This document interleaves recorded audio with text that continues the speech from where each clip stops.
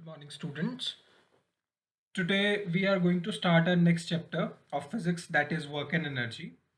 And in this chapter, on a major scale, we'll talk about work and energy.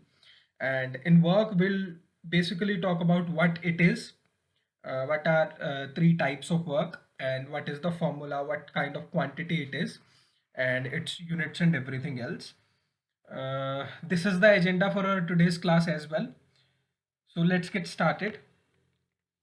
So, before coming to the definition of work, let's try to understand what work we talk about and what work actually is.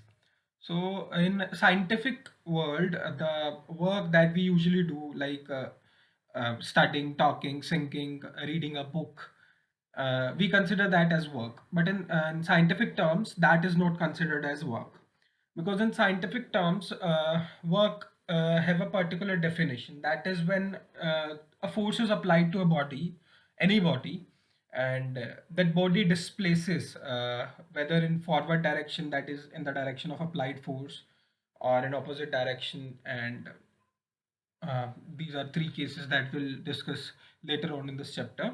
So here I have mentioned some of the example of scientific work, like moving a chair from one location to another.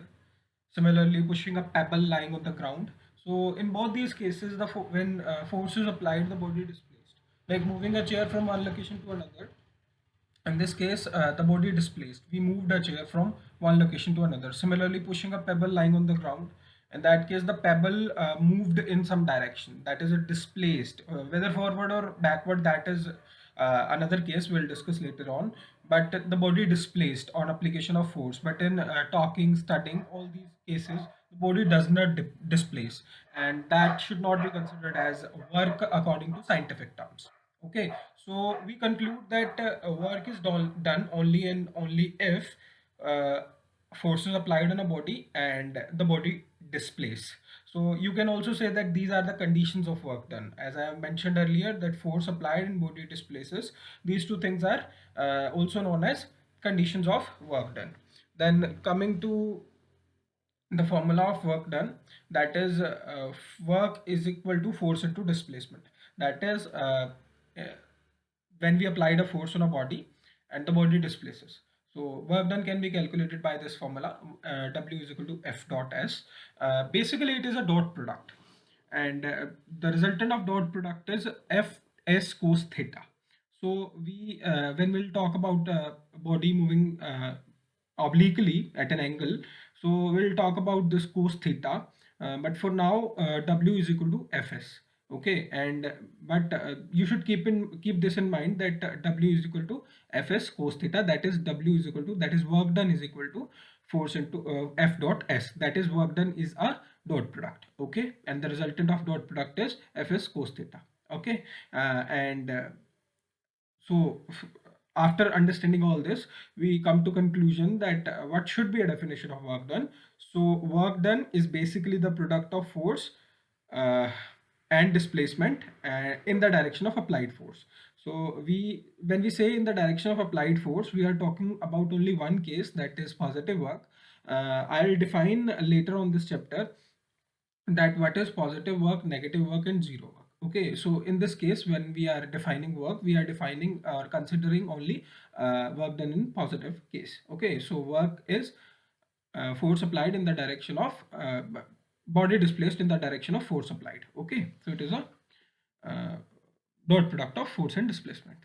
Now, what kind of quantity it is? So work is basically a scalar quantity, because the resultant of dot product is always a scalar quantity.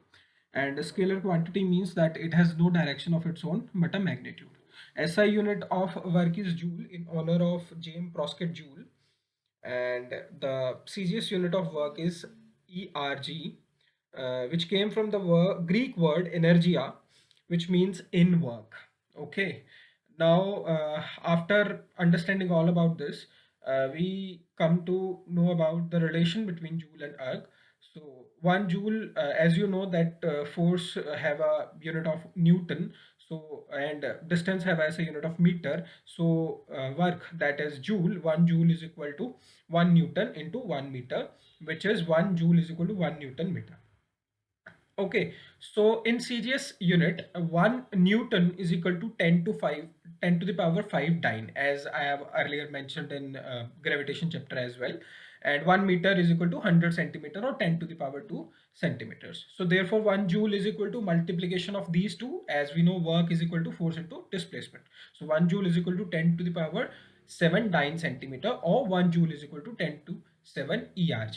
So 1 ERG is equal to dyne centimeter, the units in CGS system. Okay, so how we will define 1 joule of work from this all? So 1 joule of work is defined as uh, 1 Newton of force is applied on a body, and that body displaces 1 meter in the direction of applied force. Okay, so this is 1 joule of work.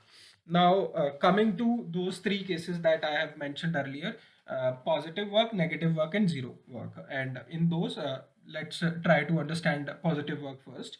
So when a force and displacement are in the same direction, like as you can see my cursor, this man is pushing this machine in the forward direction. That is, force is applied in the forward direction, and the body displaces in the forward direction. This D is mentioned here for displacement. We have counted displacement as S, so that is not an issue. You can also count it as D. So this man has pushed this, that is applied force, and the body is displaced in the forward direction only. So this, when this scenario occurs, this kind of scenario, the work done will be considered as positive. Okay, so this is one example. Another examples I have mentioned here as well, like pushing a box through a distance or lifting a book through a height. So in those cases, both the cases, when force is applied in forward direction, the body also displaces in the direction of force. Then the work is said to be done in positive. Okay. Now coming to the negative work.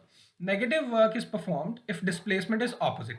Like in previous case, if we talk about positive work, the angle, if you can see, that is force is applied in forward direction and body displaces in forward direction. So the angle between them is of 0 degree. Okay, so if we try to relate this with the dot product, that is W is equal to F S cos theta, then you can see cos theta, cos 0, the angle that is 0 degree, cos 0 is 1. So work is equal to F into D, that is this work is considered as positive. The angle between both of them will be 0 degree. Okay. Now coming to the negative work, when you apply, suppose we take an inclined plane. I have not drawn this inclined plane here, but let's suppose we have taken an inclined plane and the box is placed on an inclined plane. So when we apply a force in forward direction, the friction is much larger than that.